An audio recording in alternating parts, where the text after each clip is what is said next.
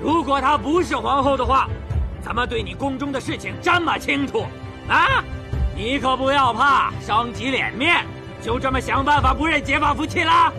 好，如果她是皇后，我便将她送还于你；如果她在撒谎，我便把她杀了。杀！啊！再这样听下去，会有损士气。你以为只有你会喊？老子嗓门比你大！你这个无耻之徒，就会满嘴喷粪！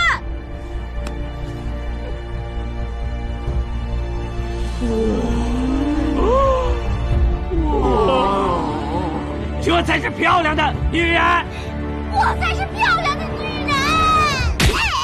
我这个皇后才是皇上的女人。你竟然敢找人来假扮，你不要脸！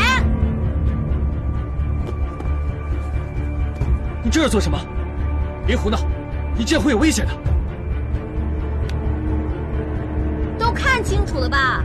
就凭老子这副相貌，也就是你们这些脑子里塞满狗屎的达子们才会相信她是皇后，还把个弱女子绑到两军阵前来。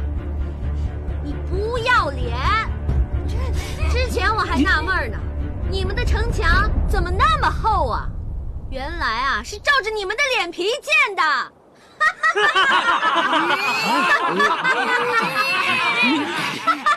你别说了，你这个女人嘴尖舌利，言行粗鲁，哪有一国皇后的仪态？